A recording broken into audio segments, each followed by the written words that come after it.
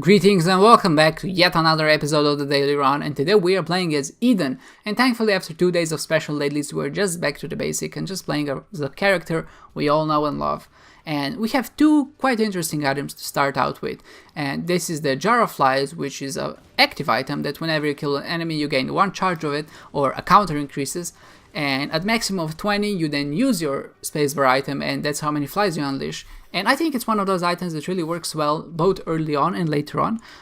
Early on it's usually used as a boss killer. You just go through the rooms, kill the enemies to kind of store those charges up, and then use all of your flies at once and just unleash them on the boss to just kind of help you deal with him a lot quicker. And later on, because there are a lot more enemies in just average room, it means that you can also store your charges faster, and that also means that you're able to use it much more frequently in many more positions. So like maybe every few rooms as opposed to just once per floor. And I think, like I said, it's because of that it makes this item actually quite versatile and very useful, at least until like Shoal and Cathedral, because then that's when enemies just start being bosses, and because each boss only gives you 1 fly, I think that's where this item gets a bit suboptimal. But up until this point I think it's a very top-notch item. It really helps you out, and you'll see its effectiveness as we enter the boss fight here.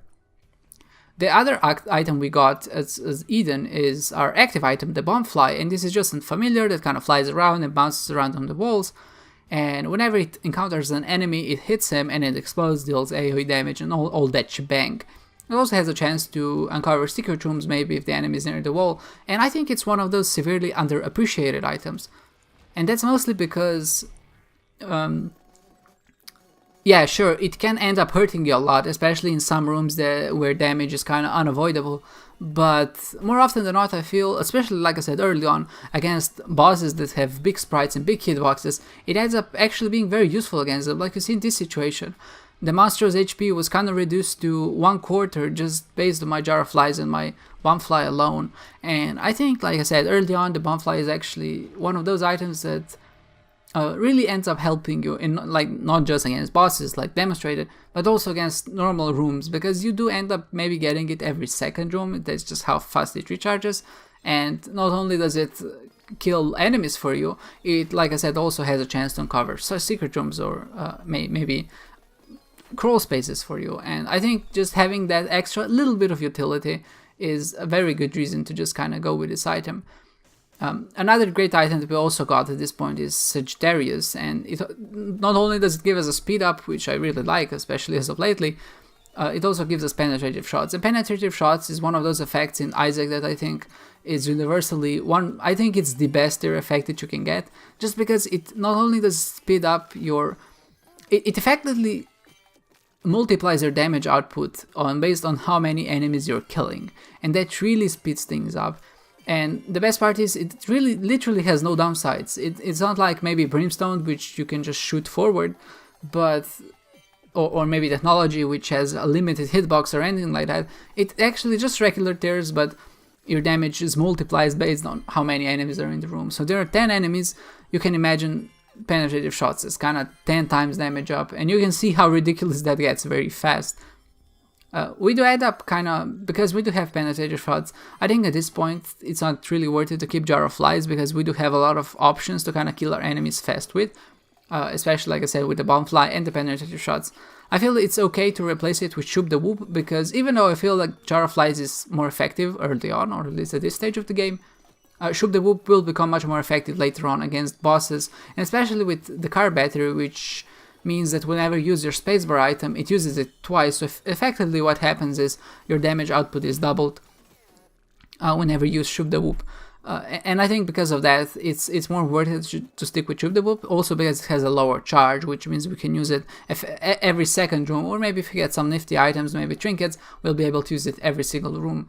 And I think just having not only the power to kind of AoE enemies and kill them very fast with our active bar item, like the Jar of Flies would allow us, it's also a very great tool in boss rush, because you can end up using it every wave, and you can hit 2 enemies with it, and that just makes it go by so much faster. And Cricket's Head here is also a very nice pickup, because of course it does increase our damage by quite a significant margin. It also effectively increases our damage of Shoot the Whoop, and not only once, because we'll always use it twice. Whenever we fire, every damage up is like a double damage up. So we have a lot of these hidden multipliers, so to say, like I said, with penetrative shots and those double uses that hiddenly increase our damage. So while our DPS is not very high in our usual sense of the word, that we have a lot of tear speed and damage, just having those ways to deal damage to multiple enemies, to just kind of use our active item a lot, really does actually make this a very strong run, and I think a lot stronger than it looks like when you just look at the items or the stats. And this is where kind of it comes in. We also got Sacrificial Dagger early on, which means that we can kill Mom in a very timely manner. And not only that, I entered Boss Rush at 17th minute, which is not something that actually happened, and I actually managed to explore every floor in its entirety. And maybe a combination of that was just that the floors were maybe unusually small, maybe smaller than average, but also that maybe I just started playing a bit better. But I think more than that, it's a testament to just how different effects have a really good effect on each other, and how they can actually end up increasing your damage, even though maybe it doesn't look like they have a big of an effect in the end. So what we got as a reward is Leo or Stompy, which allows us to walk over rocks and destroy them. And that's actually a very useful effect, I think, if you can get it early on. But later on, there's a lot of rocks that end up hurting you more than helping you. And I don't really like that, like those mobs that explode in tears, rocks that explode in tears, or maybe those rocks that have bombs in them. I actually think I end up eating 2 or 3 hearts of damage here, just walking over those rocks accidentally. And like I said, it's a good item because it does allow you to kind of do a lot of crazy things. I think I shouldn't have picked it up, because we do have flight, and because of flight, one of those main advantages that you have as Leo, or with having a way to break rocks, is negated. So that means that at this point it's only useful if we actually want to find crawl spaces, or maybe destroy tinted rocks destroy rocks without using our bombs, and that also includes finding crawl spaces. So I think in this case this item is actually not that useful, especially not when you have flight. Like I said, it actually ended up doing more damage than good to me, and I think on a different run I wouldn't pick it up. Or maybe I learned from this run that in the future I'll try to kind of steer away from this item. So another thing that kind of annoys me with Leo is that it increases your sprite to look bigger than it actually is, and that hair around Isaac's head really kind of throws me off, especially when I try to dodge. And I said that I don't really like when the sprite changes in size, when it gets bigger, because that really makes me feel clunkier for some reason, and I just end up dodging a bit worse. So I think that's an added reason why I think I wouldn't pick up Stompy just in general. I don't think it's a very super useful item. So this shop contained the 9 volts, which, if you don't know, whenever you use your spacebar item, it automatically gives you 1 charge. So that means effectively your item has 1 less charge on it. And that is great for Shoot the Whoop, because it means that when we go to Stroll and then Dark Room, we'll be able to use it every single room, and especially against those really harder enemies. That's gonna come in very useful. And the fact we also have the double usage, or the car battery, which doubles our effective damage output. I think it means that from now on this run is actually gonna go pretty well. One thing I was surprised about in this run in particular is that I felt a lot of these decisions were very automatic. Like, I didn't really have to think about which item to take. It just the combination of items we got seemed like very straightforward as to what is the best combination to kind of maximize your damage output or your chances to catch these important objectives. And I think it's noticeable because, like I said, we are dealing a lot of hidden damage with that spacebar item and our tears and things like that. But even so, a lot of people actually found a way to kind of have a lot more score or get hit less or anything like that. And of course, part of that is just because I play badly and I get hit a lot because I'm a bit uncareful. But also, I just wonder, or maybe I find it interesting, as to how runs can be different even though they feel like they're very same or automatic. Well, one reason for that, of course, is just how the randomness in Isaac works, which means that even if we play the same run, we can actually end up encountering different items, but also different decisions that people make on the same runs that end up in resulting in these vastly different situations that we find ourselves in. Like I said, this run was very automatic for me, but I'm sure that a lot of people had very tough decisions to make, and maybe went a different route than I did, and that maybe improved the run or maybe made it worse, you know, and there's always a possibility of both.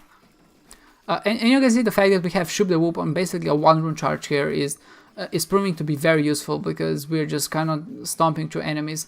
We're not putting up a great score. I think mainly is because we did get hit a lot early on, or maybe not early on, but I think that's the curse of every Isaac player. At start, you feel like you're playing well, but then you kind of exhaust yourself, I guess, from just dodging so much, and you just end up eating very, very dumb damage, and just end up getting hit on every single floor after like the 4th floor, and things look down. And of course, the reason for that is also that the floors are generally much harder, but also I think that the reason for that is just that you have a lot more things to think about, and at that point, because the run is maybe half an hour long, your concentration kind of wanes a bit, and then you end up getting hit. And I think that's exactly what happened with me as well.